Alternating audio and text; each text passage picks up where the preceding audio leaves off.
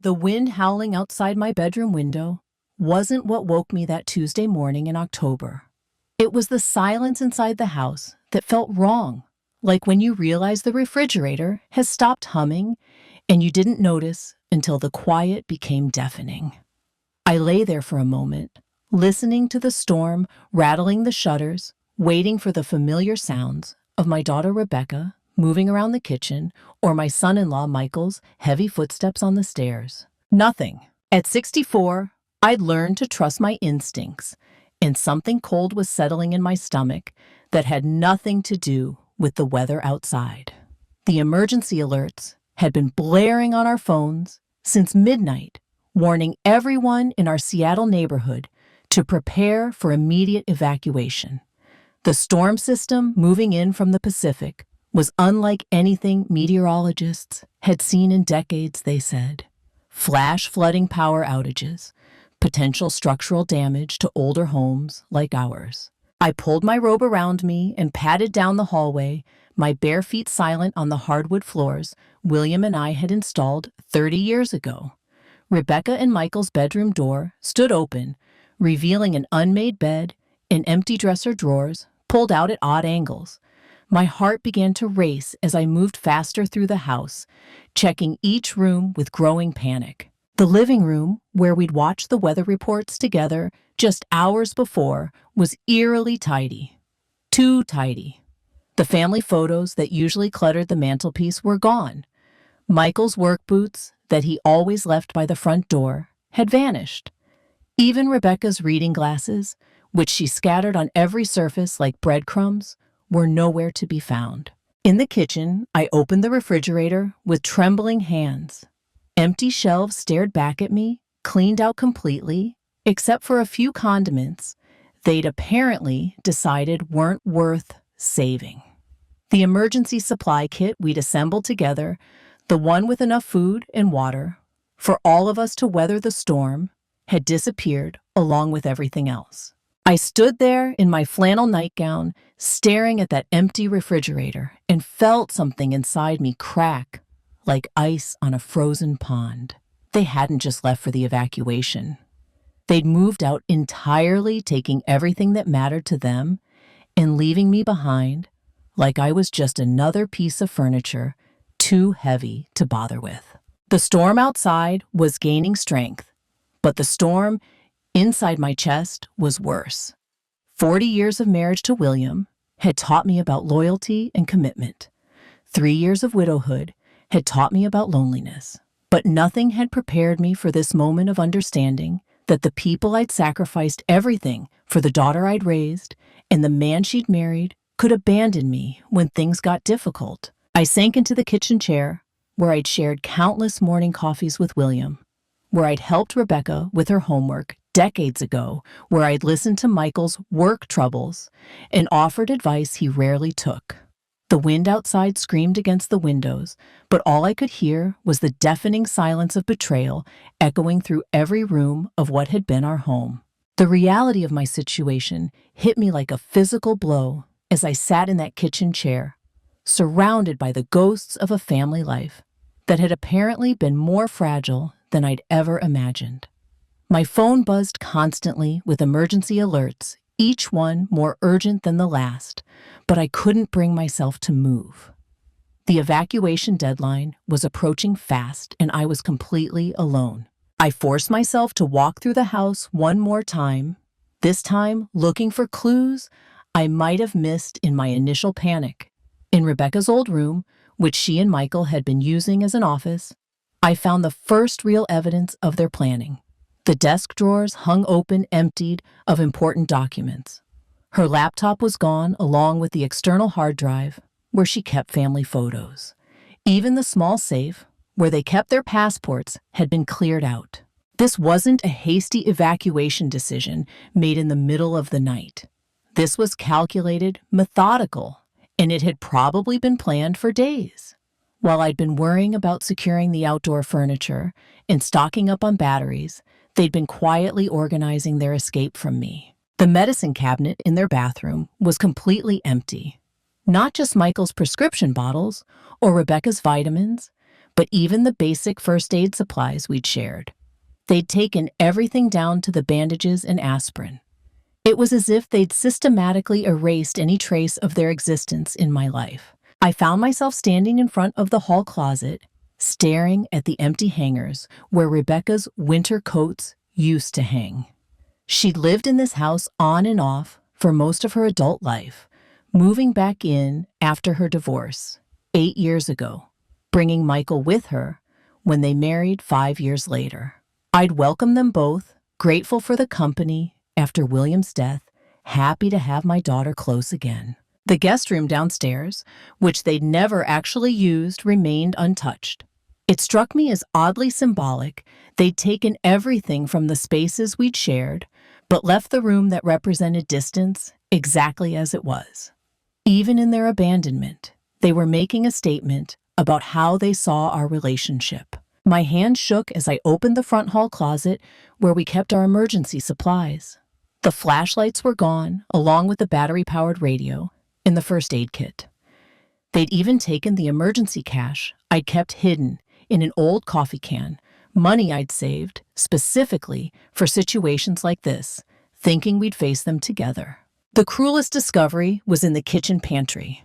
They'd taken all the canned goods and non-perishables, but left behind the expensive organic products I'd bought specifically for Rebecca's dietary restrictions. It was such a small thing, but it felt like a slap in the face. They'd taken what they needed for survival, but abandoned the evidence of how much I'd always catered to their preferences. I stood in my empty house, listening to the storm grow stronger outside, and realized that I was grieving not just their abandonment, but the sudden clarity about what our relationship had really meant to them. I'd been useful, convenient, a free place to live, and a source of help when they needed it. But when things got difficult, when staying meant taking responsibility for someone else's well-being, I became expendable. The emergency alerts were becoming more frequent now, more insistent. I had maybe an hour before the roads would become impassable. The knock on my front door came just as I was starting to accept that I might die in this house alone and abandoned. For a moment, I thought maybe Rebecca had come back, that they'd realized their mistake and returned for me. But when I opened the door, it was Patricia Thompson from next door, her kind face streaked with rain and worry. She didn't say hello or make small talk. She just looked at me standing there in my nightgown and robe, took in the emptiness behind me, and seemed to understand everything in an instant. Patricia had always been perceptive that way. Over the past 3 years since William's death, she'd become more than just a neighbor. She'd become the kind of friend who noticed when you hadn't picked up your mail for 2 days, or when your kitchen light stayed on too late at night. Her voice was gentle but urgent as she spoke. The Thompson family was leaving in 10 minutes, she said. They had room for one more person in their SUV, and she'd been hoping I'd come with them. She'd noticed that Rebecca and Michael's car wasn't in the driveway anymore, and she was worried about me being alone during the evacuation. I wanted to explain what had happened, to tell her about the betrayal and the abandonment, but the words stuck in my throat like broken glass. Instead, I just nodded and asked her to give me 5 minutes to pack a bag. She waited patiently while I threw some clothes and medications into my old suitcase, the one William and I had used for our anniversary trips to the coast. As I locked the door behind me, Patricia put her arm around my shoulders. She didn't ask questions about where Rebecca and Michael had gone or why they'd left me behind. She just guided me through the storm to her car, where her husband James was loading the last of their belongings into the back. James greeted me with the same warmth his wife had shown, as if rescuing stranded neighbors was just something they did every Tuesday morning. He helped me into the back seat next to their teenage grandson Tyler, who was visiting for the week. Even Tyler, barely 17, and usually absorbed in his phone, seemed to sense the gravity of the situation and offered me his extra phone charger without being asked. As we drove away from my neighborhood, I watched my house disappear in the rearview mirror. The home where I'd raised Rebecca, where William had died in our bed 3 years ago, where I'd thought I was building new memories with my daughter's family. It looked smaller somehow, less significant than it had when I was inside, it feeling so alone. Patricia reached back and squeezed my hand. She told me they were heading to her sister's place about 2 hours inland, well away from the storm's projected path. There was plenty of room for everyone, she said, and I was welcome to stay as long as I needed.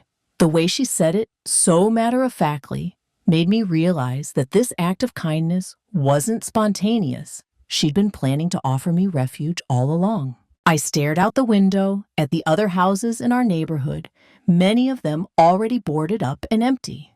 I wondered how many other elderly people had been left behind by families who found it easier to start fresh somewhere else. The thought made me feel both angry and grateful. Angry at Rebecca and Michael, but profoundly grateful for the Thompsons' instinctive humanity. As we drove through the storm, the rhythmic sound of rain against the car windows brought back memories I'd been trying to avoid for 3 years. William had always said that people's true nature revealed itself during crises, and sitting in the Thompsons' car, abandoned by my own family, but rescued by near strangers, I was beginning to understand what he'd meant. I could almost hear his voice, that calm, measured tone he'd used when dispensing wisdom I didn't always want to hear. William had been an accountant his entire career, methodical and careful with numbers, but he'd understood human nature in ways that had sometimes surprised me, especially when it came to money and family. 2 things he'd insisted were like oil and water when mixed incorrectly. The memory that kept surfacing was from 6 months before he died, when we'd been sitting in his study, going over our finances for what would turn out to be the last time. Rebecca had just moved back in with us after her divorce, and William had been quietly concerned about something I couldn't quite pinpoint. He'd been unusually insistent about updating our wills and organizing our assets in ways that seemed overly complicated to me at the time. He told me then, with that serious expression he got when he was trying to protect me from something unpleasant, that I should never let Rebecca or anyone else know the full extent of what we'd accumulated over 40 years of careful saving and smart investments. Not the rental properties we owned in 3 different neighborhoods, not the substantial retirement accounts, and certainly not the life insurance money that would come to me after his death. I'd argued with him about it, accused him of being paranoid and mistrustful of our own daughter. How could I hide things from Rebecca? She was family. She deserved to know that her future was secure, that I would always be able to help her if she needed it.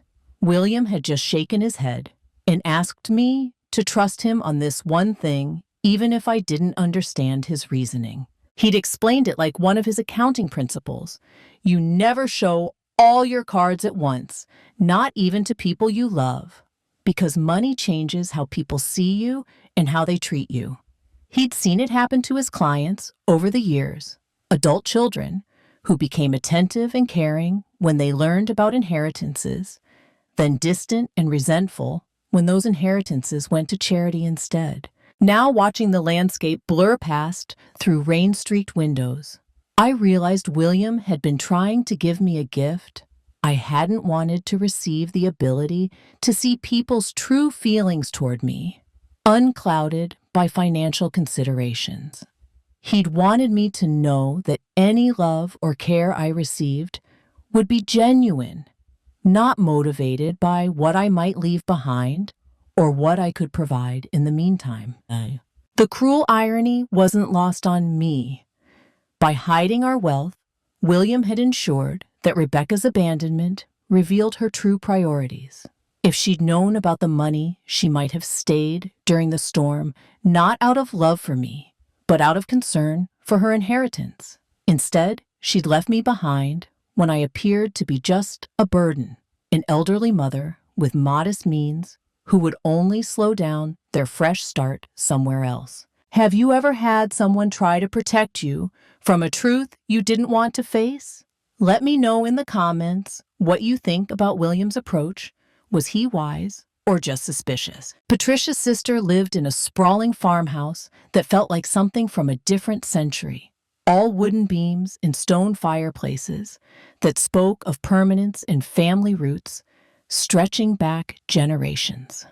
As we settled in for what would become a week-long stay, I found myself with time to think about the full scope of what William had helped me hide from Rebecca and the world. The truth was, we'd been wealthy for years, though you'd never have known it from how we lived. William's careful investment strategies and my teacher's pension, combined with his life insurance payout, had left me with assets worth well over $2 million. There were the 3 rental properties scattered across Seattle's most desirable neighborhoods, each one purchased decades ago when the areas were still affordable, now worth fortunes I could barely comprehend. The main house where Rebecca and Michael had been living, the one they'd abandoned me in, was worth at least $800,000, sitting on a corner lot in a neighborhood that had gentrified around us while we weren't paying attention. Then there was the little cottage near Pike Place Market that we'd bought as newlyweds and kept as a rental property, now worth more than we'd paid for our family home.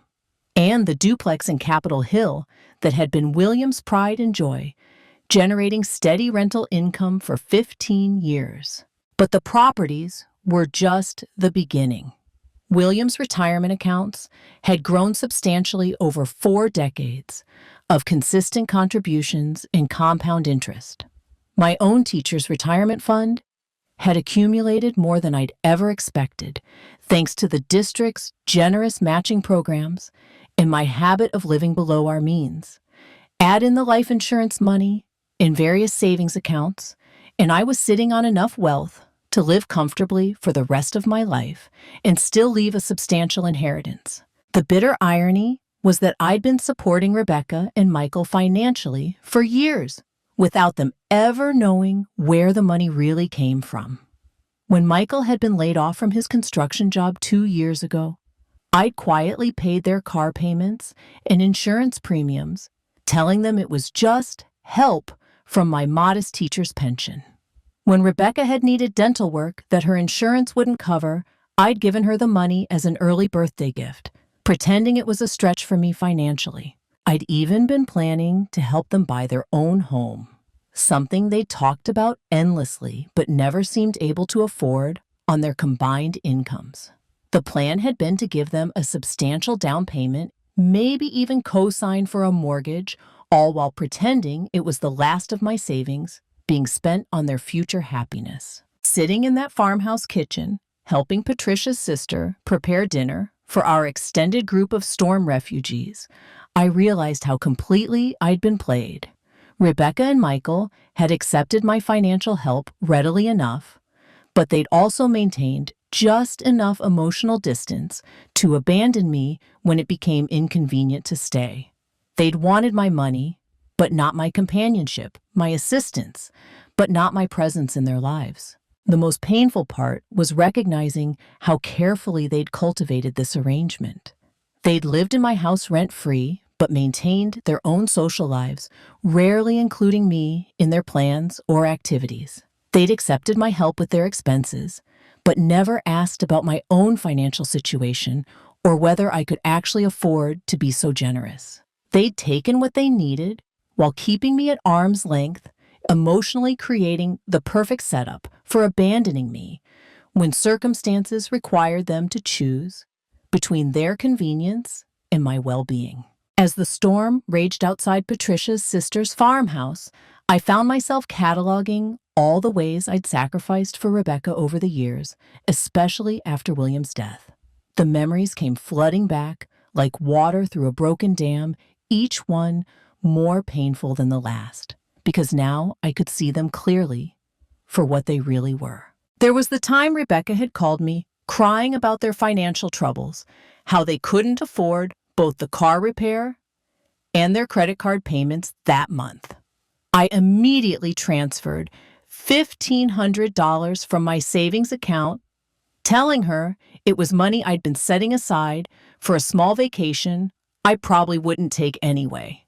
The truth was, I'd canceled my subscription to the theater series I'd enjoyed for 20 years just to make that gift seem more believable. When Michael's brother had gotten married in Denver, they'd been devastated that they couldn't afford to attend the wedding.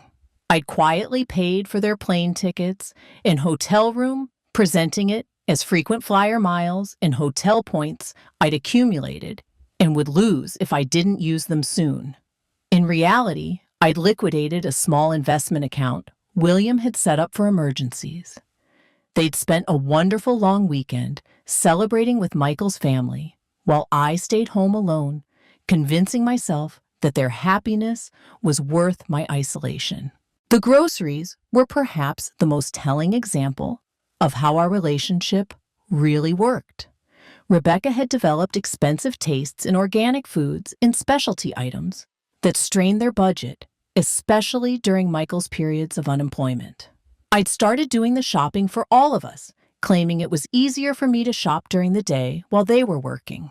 But really, I was buying everything they liked, regardless of cost, while limiting my own purchases to the basics. I'd eat simple meals of soup and sandwiches, while they enjoyed grass-fed steaks and imported cheeses, all because I wanted them to feel comfortable and happy in what I still thought of as our shared home. The sacrifices weren't just financial. I'd given up my book club because the meeting night conflicted with Rebecca's yoga class, and she needed me to stay home in case the delivery she was expecting arrived. I'd stopped attending church regularly because Sunday mornings had become the only time Michael felt like having family breakfasts, and I didn't want to seem ungrateful for his rare attempts at family bonding. I'd even changed doctors when Rebecca mentioned that my longtime physician's office was inconveniently located for them to drive me to appointments.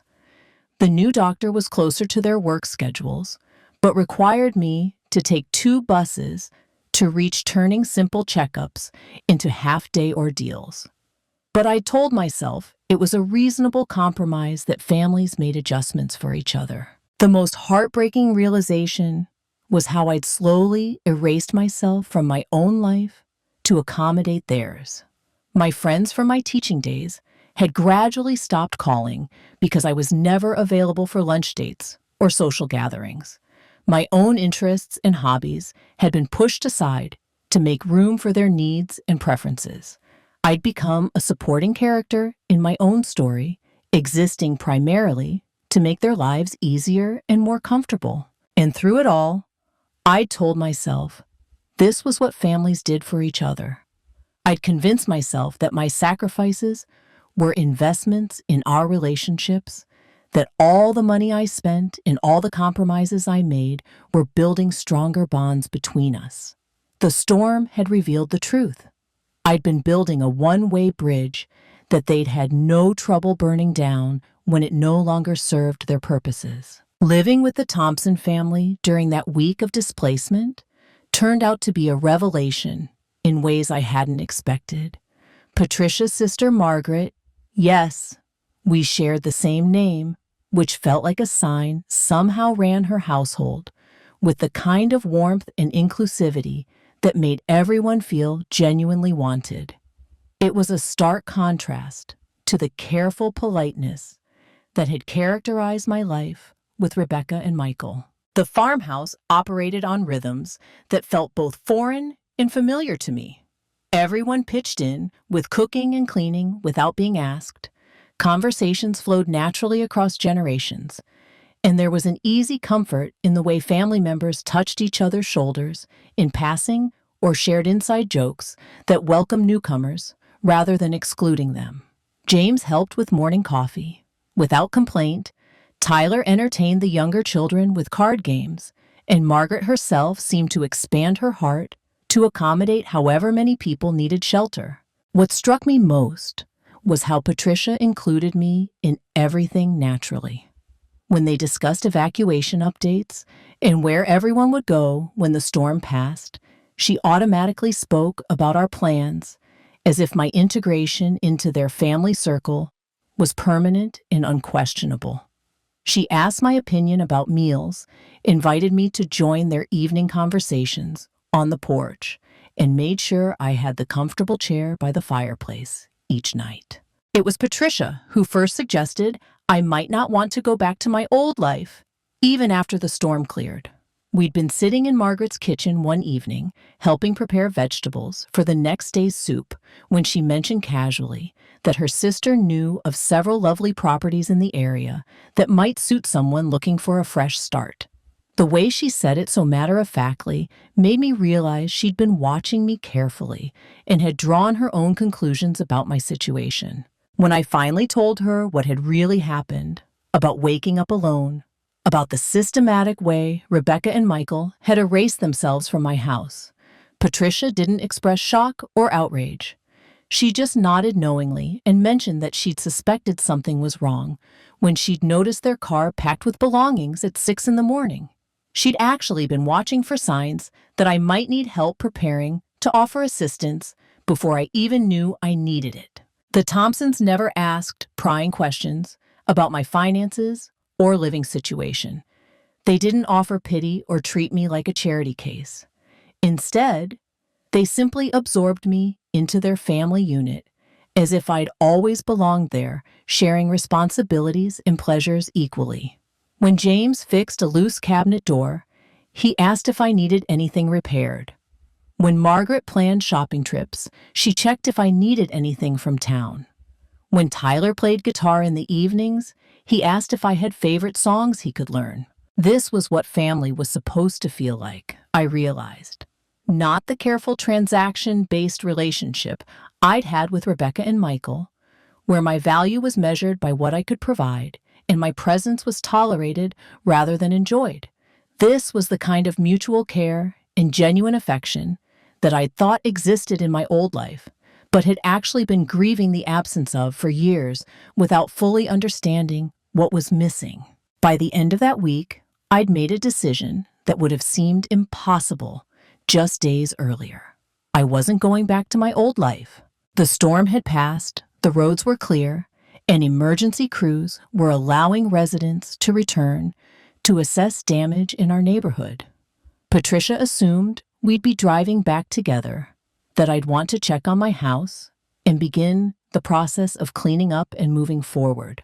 But as I sat in that peaceful farmhouse kitchen on what should have been our last morning there, I realized I had no desire to return to the life Rebecca and Michael had abandoned me to live.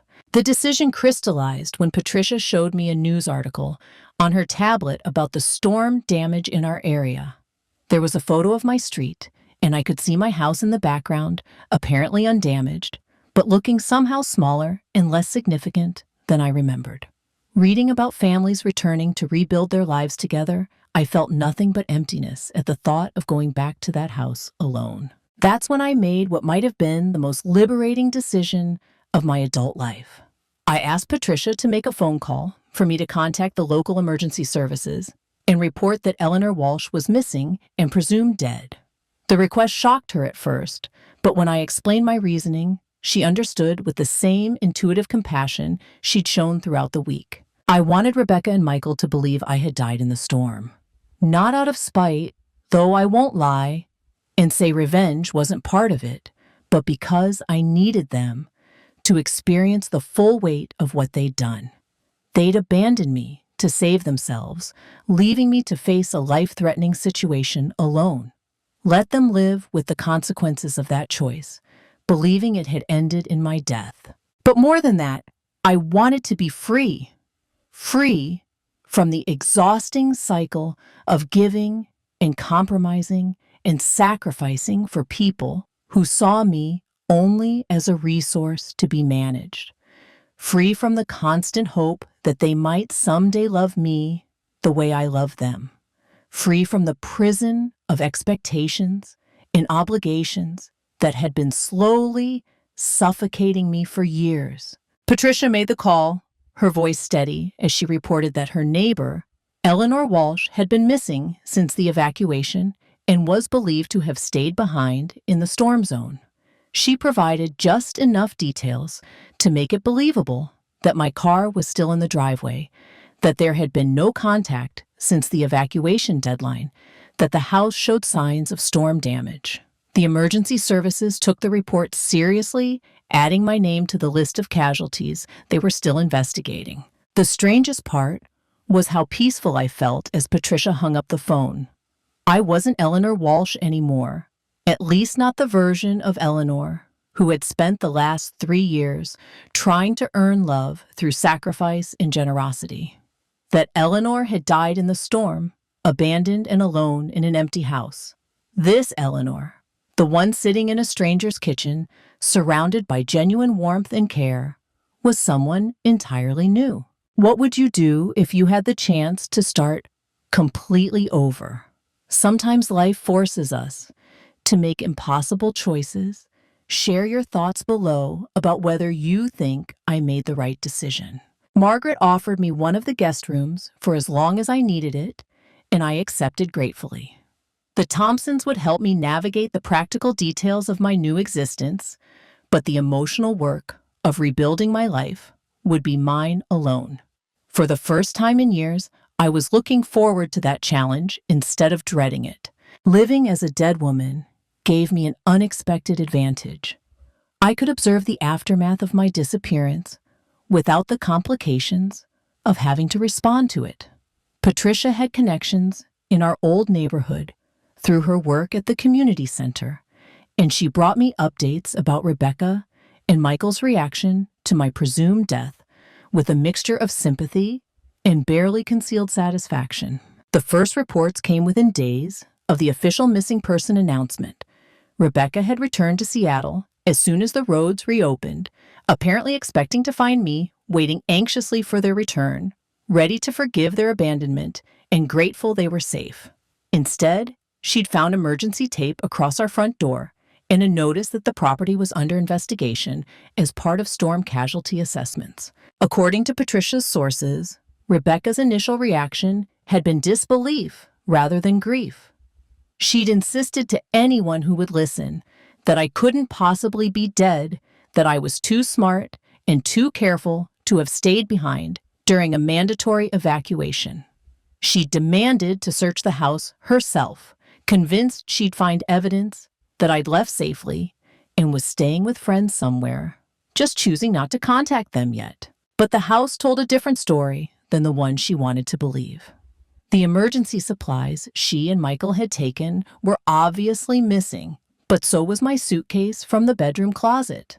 My purse was gone along with my winter coat and the practical shoes I always wore for walking. It looked exactly like someone had packed hastily for an evacuation, but had never made it out of the house safely. The cruel irony wasn't lost on me that Rebecca was now experiencing the same abandonment and uncertainty she'd subjected me to, just in reverse. She was searching for someone who had disappeared without explanation, dealing with the terrible not knowing that I'd lived with during those first horrible hours after discovering her betrayal. Patricia told me that Rebecca had spent hours at the house going through rooms, methodically looking for clues about what had happened to me. She'd found the empty spaces where their belongings used to be, the evidence of their systematic departure, and I wondered if she was beginning to understand the connection between their actions and my disappearance. The official search efforts were thorough but ultimately fruitless, exactly as I'd hoped. Emergency teams checked the basement, the attic, even the small garden shed where I sometimes stored seasonal decorations. They found no trace of Eleanor Walsh living or dead. The working theory became that I'd attempted to evacuate during the height of the storm and had been caught somewhere between the house and safety, perhaps swept away by flooding or trapped in a vehicle that had been carried off by the unprecedented rainfall. Michael seemed to accept this explanation more readily than Rebecca did. According to the neighborhood gossip Patricia collected, he'd been heard saying that older people sometimes made poor decisions during emergencies, that I'd probably panicked and tried to drive out too late to escape safely. His willingness to accept my death as a reasonable consequence of my own poor judgment told me everything I needed to know about how he'd viewed me when I was alive. But Rebecca wasn't ready to let go that easily. She'd posted my photo on social media, reached out to old friends and distant relatives, even contacted the school district where I'd worked to see if any former colleagues had heard from me. 2 months after my presumed death, Patricia brought me news that should have felt like vindication, but instead filled me with a cold anger I hadn't known I was capable of. Rebecca had listed my house for sale. Not just any sale, she was marketing it as a prime investment opportunity in a rapidly gentrifying neighborhood, emphasizing the potential for renovation and modernization. The real estate listing described the property with clinical detachment that made my blood run cold. It mentioned the mature garden I tended for 30 years as landscaping that could be easily modified for contemporary tastes. The kitchen where William and I had shared 40 years of morning coffee was characterized as outdated, but with good bones for a complete remodel. Even my reading nook by the front window, where I'd graded thousands of student papers over the decades, was dismissed as inefficient use of space that could be opened up for better flow. What hurt most was seeing my life reduced to square footage and market comparables. The listing photos showed rooms I'd lived in for decades, but they'd been stripped of everything that made them mine. Rebecca had removed all traces of personal history, the family photos, William's books, even the small watercolor paintings I'd created during a brief artistic phase in my 50s. The house looked like a blank canvas, waiting for someone else's story, as if mine had never existed there at all. Patricia's friend in real estate had provided additional details that made the situation even more painful. Rebecca was pricing the house aggressively, clearly hoping for a quick sale rather than maximum profit. She'd also hired an estate sale company to dispose of all the personal belongings I'd supposedly left behind, 40 years of accumulated memories reduced to items tagged for bargain hunters to pick through. The timing felt particularly cruel. Most families wait at least a year before dealing with a deceased relative's property, allowing time for grief and careful consideration of sentimental items. But Rebecca had moved with corporate efficiency, as if my disappearance was simply a business problem to be solved, rather than a tragedy to be mourned. I learned that she and Michael had been staying in a hotel since returning to Seattle, apparently unable or unwilling to live in the house where they'd abandoned me. This detail gave me a twisted satisfaction. At least they felt some discomfort about what they'd done, even if they weren't ready to acknowledge it as guilt. The real estate agent's notes mentioned that the sellers were highly motivated due to personal circumstances and timeline constraints. Reading between the lines, I understood that Rebecca and Michael were planning to leave Seattle entirely. They weren't just selling my house, they were liquidating their connection to the city where I'd raised Rebecca, where William and I had built our life together, where 3 generations of family history had unfolded. But the most shocking detail came when Patricia showed me the actual listing price. Rebecca was asking $850,000 for the house, almost exactly what I'd secretly planned to give them as a down payment for their own home purchase. The irony was perfect and devastating. They'd abandoned me to die alone, and now they were profiting from that abandonment by selling the very asset I'd intended to use to secure their future happiness. I realized then that my death had solved multiple problems for them simultaneously. They'd eliminated the inconvenience of caring for an aging parent, inherited valuable property without the complications of probate, and gained the freedom to start fresh somewhere else with a substantial nest egg. It was almost mathematically elegant in its cruelty. The universe has a sense of humor that borders on the sadistic sometimes. 3 weeks after the house listing went live, Patricia came to me with news that made me laugh out loud for the first time since the storm, a sound so unexpected that it startled both of us. Rebecca and Michael had submitted an offer on my house. They wanted to buy the property they'd inherited by abandoning me. The details Patricia had gathered from her real estate connections painted a picture of breathtaking audacity. Rebecca and Michael had approached the sale through a different agent, apparently hoping to avoid any awkwardness with the listing agent who knew their relationship to the deceased owner. They'd submitted an offer at asking price with a letter to the seller explaining how perfect the house would be for their growing family.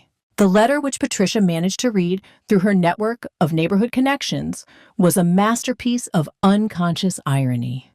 Rebecca had written about falling in love with the character and charm of the house, about imagining their future children playing in the mature garden, about the sense of history and stability the property offered. She described walking through the rooms and feeling an immediate connection to the space as if it was meant to be their home. What she didn't mention, of course, was that she'd grown up in those rooms, that the garden she admired had been planted and tended by the woman she'd left to die there, that the history and stability she felt drawn to had been created by 40 years of her parents' love and sacrifice. She was attracted to the very qualities she'd been eager to escape when abandoning me became convenient. The real estate agent representing Rebecca and Michael had included financial documentation showing they were well-qualified buyers with substantial cash for the down payment. I wondered if they'd told their agent where that money had come from, whether they'd explained that their nest egg represented the liquidation of assets from the woman who'd supposedly died in that very house. Patricia told me that the listing agent was in an uncomfortable position, knowing the family connection, but bound by professional ethics to present all offers fairly. There were apparently other interested buyers, including a young couple who wanted to preserve the house's original character, and a developer who planned to tear it down for condominiums. But Rebecca and Michael's offer was competitive and came with proof of funds that made it attractive to any seller looking for a smooth, quick transaction. The bitter poetry of the situation wasn't lost on me. They were essentially trying to buy their inheritance with their inheritance, using money that had come from my careful financial planning to purchase property that had become available through my presumed death. They were prepared to pay market price for something that had already cost them far more than money. It had cost them their integrity, their family relationships, and any claim to moral decency. I found myself wondering if they saw the irony themselves, or if they'd managed to compartmentalize the situation so completely that they could pursue their dream home without acknowledging its connection to their worst impulses. Were they planning to live happily ever after in the house where they'd committed the closest thing to murder that good people ever get close to? Would they host dinner parties in the kitchen where they'd systematically emptied the refrigerator before abandoning me? Would they sleep peacefully in the bedroom above the living room where I'd sat in my nightgown, realizing I was completely alone? Part of me admired the sheer audacity of it, the way they'd managed to transform their cruelty into an opportunity for advancement. But a larger part of me was already planning how to turn their greed against them in the most devastating way possible. Working with Patricia and James, I'd spent weeks preparing for this moment. We'd contacted lawyers, arranged financing, and created an entirely new identity for me, Eleanor Thompson, Patricia's recently widowed sister-in-law, who was looking to relocate after her husband's death. The documentation was thorough and legal, if not entirely truthful about my previous identity. The real estate closing was scheduled for a Tuesday morning in November, exactly 3 months after the storm that had supposedly killed Eleanor Walsh. I'd chosen to attend in person, rather than handling everything through representatives, though I'd taken some precautions to ensure the shock value would be maximum.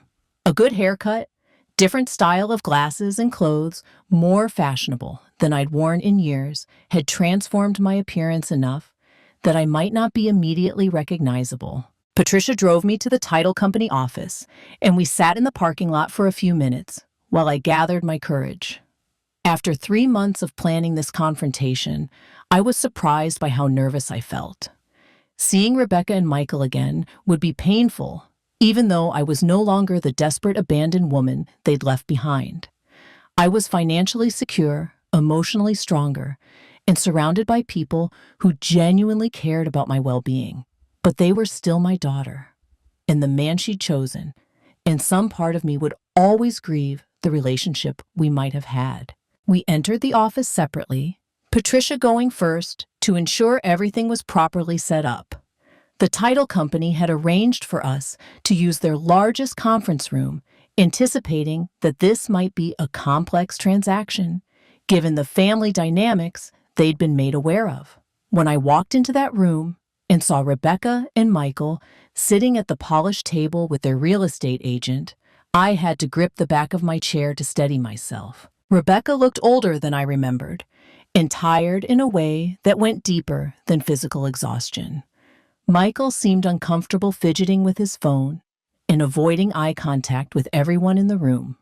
Their agent was shuffling through paperwork, apparently unaware that anything unusual was about to happen. I took my seat across from them, arranged my own documents neatly, and waited. It took Rebecca almost 30 seconds to really look at me, and when she did, the color drained from her face so completely that I thought she might faint. She opened her mouth, but no sound came out, just a small, choking noise that made Michael look up from his phone. The recognition hit Michael a beat later, and his reaction was even more dramatic. He actually stood up from his chair, pointing at me with a shaking hand, and managed to stammer out my name like he was seeing a ghost, which in a way he was. Their real estate agent looked back and forth between us, clearly sensing that something was wrong, but not understanding what. The title company representative glanced at her notes, probably wondering if she'd mixed up the paperwork somehow. I let the silence stretch for a long moment, watching Rebecca's face cycle through shocked confusion and dawning horror as she began to understand the implications of my presence in that room. When I finally spoke, my voice was steady and calm, nothing like the desperate woman they'd abandoned. I simply said hello and introduced myself as Eleanor Thompson, the person who would be purchasing the house they were selling. I mentioned that I was particularly interested in the property because I understood it had such a rich family history. The breakdown was immediate and complete. Rebecca began crying before I'd finished my introduction, great, heaving sobs that seemed to come from somewhere deep in her chest. She kept saying my name over and over, as if repetition could somehow undo the past 3 months or explain away what they'd done. Michael sat frozen in his chair, staring at me like I might disappear again if he blinked. Their real estate agent tried to maintain some semblance of professional composure, but the title company representative looked like she was considering calling security. I'd anticipated this reaction, so I calmly explained to the room that I was indeed the former Eleanor Walsh, that reports of my death had been premature, and that I was now legally Eleanor Thompson following my marriage to Patricia's brother, a fiction we'd constructed to make my reappearance less complicated from a legal standpoint. Rebecca found her voice first, though it came out as barely more than a whisper. She wanted to know where I'd been, how I'd survived, why I hadn't contacted them.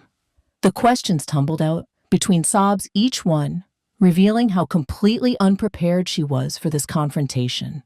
She seemed genuinely shocked that I was alive, as if my death had become so real in her mind that my presence now felt impossible. Michael's reaction was different, angry rather than grief-stricken. He demanded to know why I'd let them think I was dead, why I'd put them through months of mourning and legal complications. His indignation was almost impressive in its audacity. Here was a man who'd abandoned his wife's mother to die in a storm, and he was offended that I'd inconvenienced him by surviving. I let them talk themselves out, watching years of careful composure crumble as they realized the full scope of what they were facing. They weren't just dealing with my unexpected resurrection. They were caught in the act of profiting from my presumed death, trying to buy the very house they'd inherited by abandoning me. The moral mathematics of the situation was inescapable, even for them. When Rebecca finally managed to compose herself enough to speak coherently, she began what can only be described as the most pathetic apology I've ever witnessed. She claimed they'd only left early because Michael's family had insisted that they'd planned to come back for me, but the roads had closed too quickly, that they'd been devastated when they couldn't find me. Each lie was more transparent than the last, contradicted by the evidence of their methodical packing and complete disappearance. Michael joined in with his own version of events, insisting they tried to call me from the road, but the cell towers were down. He claimed they'd contacted emergency services immediately when they couldn't reach me, that they'd been searching for me ever since. The creativity of their revisionist history might have been admirable if it wasn't so insulting to my intelligence. But what really broke my heart wasn't their lies.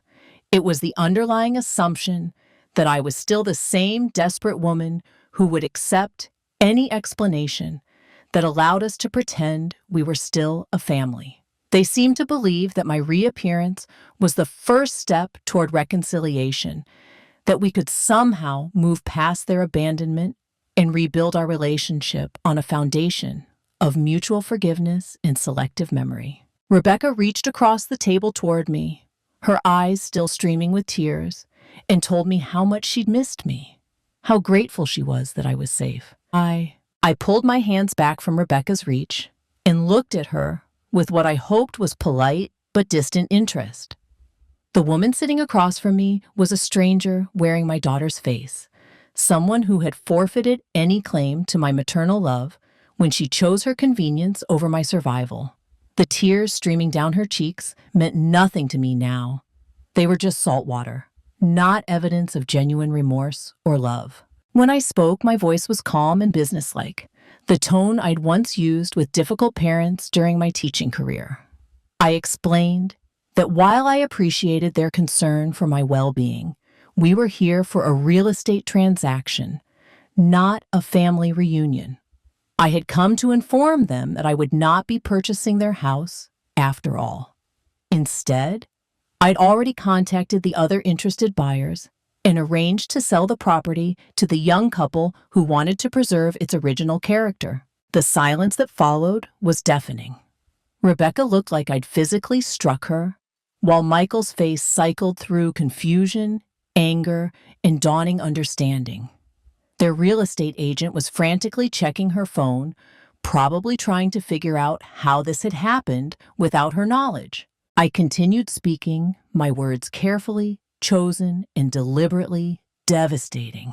I told them that I'd spent the last 3 months learning about their plans for my house, about their excitement at starting fresh with the money from its sale, about their dreams of building a new life somewhere else.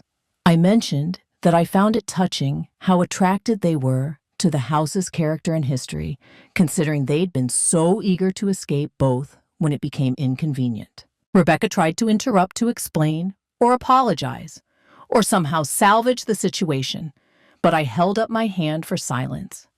I wasn't finished. I wanted them to understand exactly why this was happening and what it meant for their future. I explained that selling the house to someone else wasn't just about denying them profit. It was about ensuring that my home went to people who would value it properly, who wouldn't see it as a commodity to be exploited, but as a sanctuary to be cherished. The young couple buying it had written a letter about their plans to restore the garden, to preserve the original hardwood floors, to raise their children in rooms filled with love and stability. They would create new history there instead of trying to erase the old. As for Rebecca and Michael's financial situation, I mentioned that I was sure they'd manage just fine. After all, they'd demonstrated remarkable resourcefulness in turning tragedy into opportunity, and I had every confidence they'd find another way to fund their fresh start. They might have to scale back their plans or save for a few more years, but that seemed like a reasonable consequence for their choices. Michael finally found his voice, demanding to know what gave me the right to interfere with their plans. His question revealed everything about how he saw the situation, not as a moral reckoning, but as an inconvenient complication to his ambitions. He seemed genuinely confused about why I would want to prevent them from profiting from my presumed death. I looked at him with something approaching pity and asked if he really couldn't see the irony.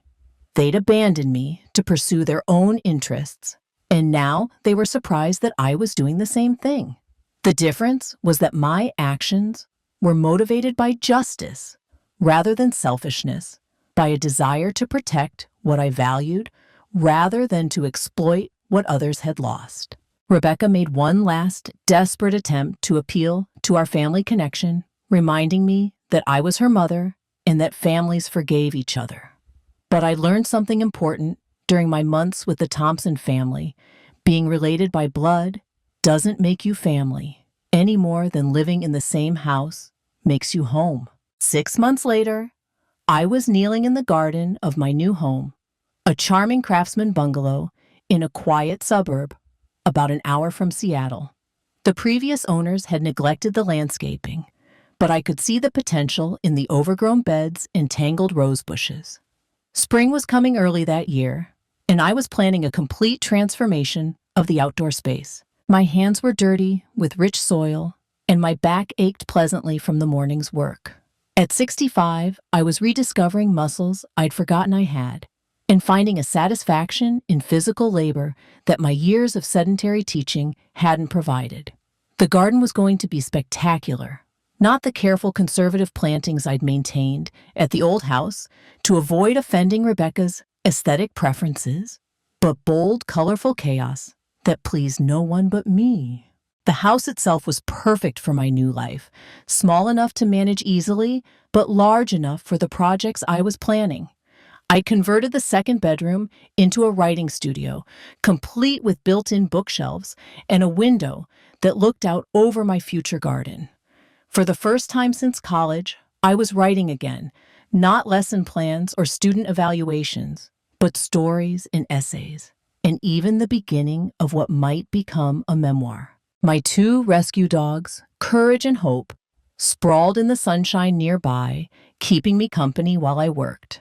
They'd come from the local shelter as a bonded pair senior dogs that most people overlooked in favor of younger, more energetic pets. We understood each other perfectly. We'd all been abandoned by our original families, and were learning to trust again in our own time. The Thompsons visited regularly, and their friendship had become one of the greatest gifts of this unexpected chapter of my life. Patricia and I took cooking classes together on Thursday evenings, and James had become my go-to advisor for home improvement projects. Even Tyler, now in his senior year of high school, stopped by occasionally to help with yard work and to practice his guitar where no one would complain about the volume. I'd established a comfortable routine that revolved around my own interests and priorities for the first time in decades. Morning coffee on the back porch, afternoon, writing sessions, evening walks around the neighborhood with the dogs. I joined a book club where my opinions were valued, volunteered at the local literacy center where my teaching experience was appreciated, and even started taking art classes at the community college. The financial aspects of my new life had been simpler to arrange than I'd expected. William's careful planning had left me with multiple streams of income and assets scattered across different accounts and properties.